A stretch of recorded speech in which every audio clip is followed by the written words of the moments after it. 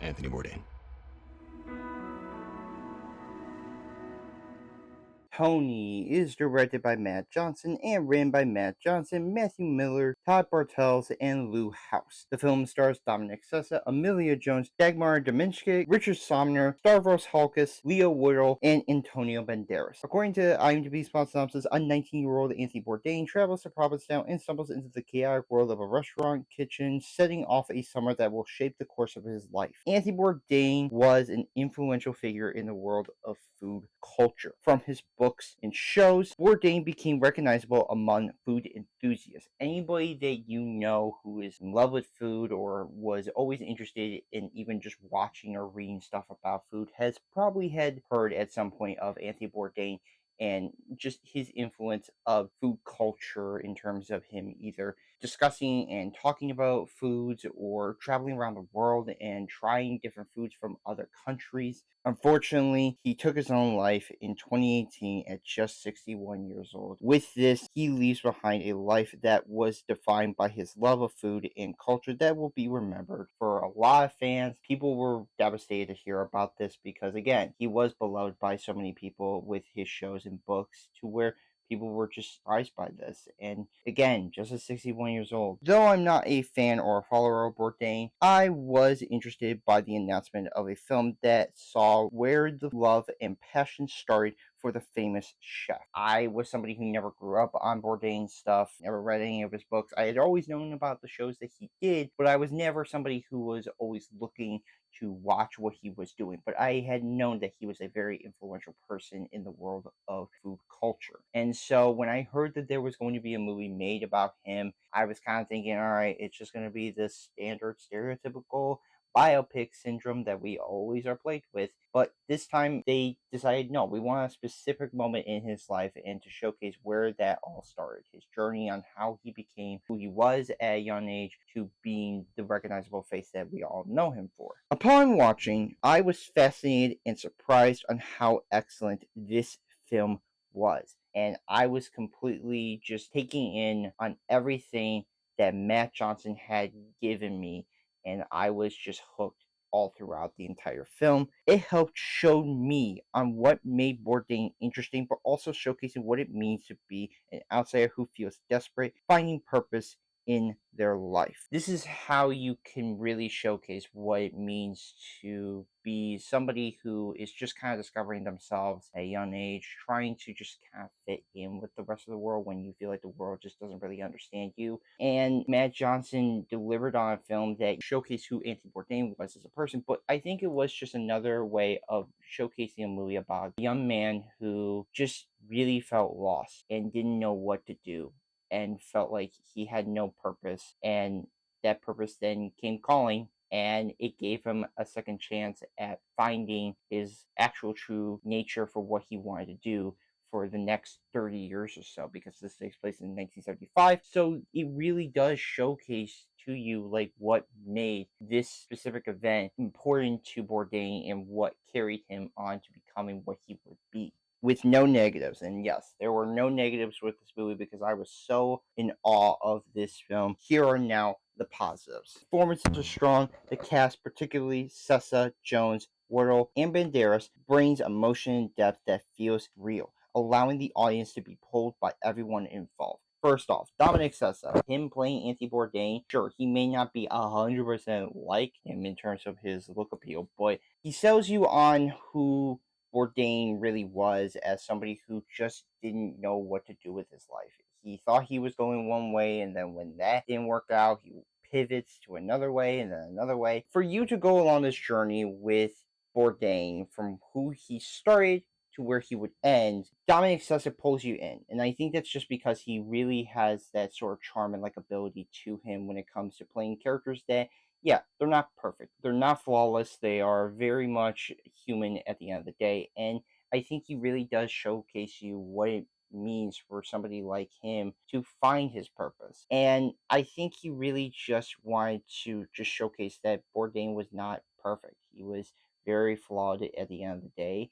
And I think the movie does justice in the sense of really just not really painting him as like a terrible, awful human being. By the end, he's just a complicated guy. Jones, she's not in it that much, although I really do appreciate the role that she is given, and her on-screen chemistry with Sessa works very well in the movie. This duality of somebody who infatuated with her and her just kind of playing him off. It was very nice to see. Leo Woodall, I was legit surprised on how well this guy was in the movie because I didn't think he was going to stand out all that much. But to me, he stood out in a way where he does play a guy who, is also going through his own turmoil and tribulations. And honestly, he is somebody that I think Bourdain could have been if he had gone through the things that Worrell's character goes through in this film, and how he acts and how he showcases who he is as a person. And I really like the little dynamic that is there with Dominic Sessa and Leo Woodall, and their dynamic with this relationship and how that is interacted throughout the entire film. Antonio Banderas, I think this is easily one of the better performances I've seen of him in recent years. I mean, it's been a hot minute, but he does very well. He plays a guy who has lived a life and tried to do the best with what he could and make the most out of it, and still try to, at the very least, showcase like his passion and love for food. And I really do like the dynamic that both Dominic Sessa and Antonio Banderas have in the movie, this sort of mentor-mentee relationship that really does carry the movie and makes you really interested in where it goes. The direction is phenomenal. Director Matt Johnson captures the recklessness and beauty of how Bourdain was like prior to his calling, and showing relatability of being lost, giving the film its identity. I think this is the best way to describe this movie, is that it's a soul-searching film and what it means to just find a second chance or a purpose in life when you feel like nobody wants to give you that, or you feel like life never wants to give you the appreciation or opportunity to do so. And Johnson was able to tap into this feeling of like a slice of life type of feel, a coming of age story of finding who you are in the world and discovering what it means to live the life that you have and make the most of it and appreciate it for what it is. And I think Matt Johnson really also captured the small town feeling of this movie than if it was just this high production feel where everything is very glossy and shiny. He makes it very rugged and edged out with how this film really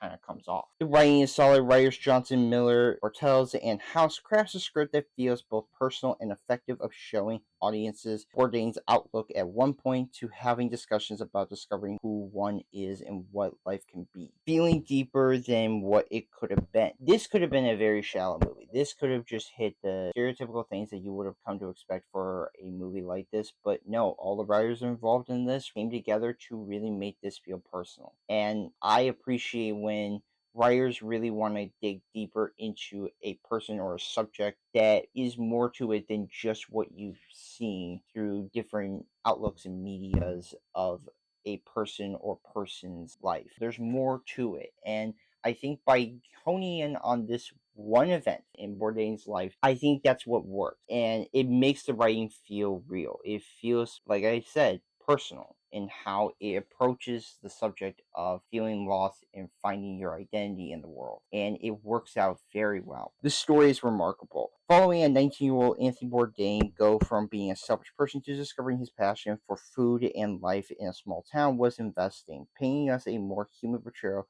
than a flashy surface level one. Like I said with the writing, this is where the story shines too, because this could have been a surface level type of biopic that you just get, but no, this is a story that really does showcase to you who Anthony Bourdain was and how his outlook in life. It has this more cynical look of it and how he views it, and yet somehow this one moment in his life where he's in Provincetown and working in a restaurant was able to call within him the idea of going through the turmoils and the turbulations of what it means to live, and also trying to appreciate what you have and appreciating another calling to it, because you go from writer to then all of a sudden of chef. There's so much of it that feels personal and very loving in how it tries to paint us this picture that feels more tangible than one that is not something that is nearly possible to have. The cinematography is stunning. Cinematographer Michael Bauman shoots a lively and beautiful film that gives audiences the small town vibes and depth of Bourdain, making the whole experience believable than far-fetched. The way this movie looks that Michael Bauman shoots almost practically feels like a movie of its time, of its period. It almost has this sort of 70s vibe that I was really digging, and it really felt more so of respecting what filmmaking is like versus if you had just done the stereotypical way. And it just gives you the sense and vibes of Provincetown and how it feels small. It feels much like everyone knows each other rather than if it was just something much bigger than it is. And Michael Bauman, there are moments in this movie where he shoots a beautiful look at like just the beaches and even some of the townhouses in Provincetown. It was amazing. The pacing and runtime was perfect. Scenes would flow well into the other without ever losing itself. With a runtime of 1 hour and 46 minutes, it's just right. How in the world a movie like this could cram all that into just under 2 hours, I'll never know. But it works for this movie. There was never a point where I was really bored by it, nor feeling less interested in what it had to say. I was really hooked on throughout the entirety of this movie, and it just kept on going to where I'm like, oh, it's over already? What? I was really loving this. So I really have to give him credit for having a pacing runtime that felt consistent and felt tight. The music is stellar. Composer Jay McCarroll makes a score that brings emotion and life when going through Anthony's journey, letting it all feel like fresh air. The whimsical score in this movie and the way it goes about it when moments happen in the movie, it feels magical. It feels like it is just giving you this sort of personal take of a person in their moment in life that works. And it feels effective. It feels like it hits you in a way where you just get a feeling. You don't know what it is, but you just get a feeling that effortlessly just makes you feel alive and proud to be in the moment that you're in. And Jay McCarroll does very well at that. The production is effective, seeing use of the small town, plus staying focused on areas that reflect the times, keeping in line with the film's style, the look of it, and how production really feel tangible. It doesn't feel like something that is out of reach or made bigger to be something grandiose. No, it feels real. It feels well made in how scenes would feel in kitchens or in bars or in houses. It just works out so naturally to where you never feel like the movie's fake. It felt very real in how it comes off rather than trying to be something that it shouldn't be. Editing is on point, cuts would be natural, and also staying consistent with itself, staying on course till the very end. The editing here, very good. Very much staying in line with itself. It never tries to be anything different or try to throw in edge where it feels like it needs to be flashy or very much something that it's not. It's natural filmmaking. It really does feel like a way in which you are getting the sense of how this movie is coming off and how it is able to just quickly go and transition to other scenes and just keep it going. The themes are natural. Applying the ideas of finding your path and trying to appreciate life fits very well for the film, giving it a more uplifting look. Movies like these, where they have themes about finding yourself, can sometimes feel very sappy, but I think this is one where it does have a realistic tone and way in which it comes off that it honestly really works for Bourdain and how it just effortlessly understands how anybody could feel in this moment and the vulnerability to it that anybody can relate to it. Nobody has ever not experienced this sort of feeling before, and with this showcasing even like somebody who was so famous and so renowned to show you that no, they were also messed up too and how they couldn't handle themselves in the beginning and how it would change their lives once they go through something. It works out in the end. Serving it hot and ready, Tony showcases audiences a coming of age story that everyone can relate to. It gives off a slice of life by making viewers see Anthony Bourdain as a three-dimensional character than surface level. In the end, I like to believe that the real Bourdain would have liked how this came out. I don't know, and I don't think anybody could know what Anthony Bourdain would have thought of this movie if he was still around. But I would like to imagine that he would have laughed at it and appreciated what Matt Johnson had to give with regards to showcasing not just what Anthony Bourdain was like, but what I think it means to be young. To just kind of understand the relatability of growing up and taking ownership of who you are in the world rather than just kind of letting life bog you down or feeling like the world is against you in that way. And to me, I think that's a message that we need to hear now more than ever, because life is trying to teach us to do these things, but society is telling you that you shouldn't, even though we really should try to laugh at things a lot of times rather than just trying to take things into a more serious and depressing route. I'm going to give Tony a 10 out of 10. This movie was fantastic. This is easily going to be one of my favorite movies of the year. If you want a movie that is a coming of age story, I really do recommend this movie, but that is up to you. I can't convince you otherwise, then I don't know what is, man. But I mean, if you just want a relatability film that showcases you what life is like, but also just to understand who Anthony Bourdain was just nice enough to know, and I was really pleasantly happy with this. So I will be soon doing a review for Coyote versus Acme. So yes, look forward to that review and other reviews coming soon.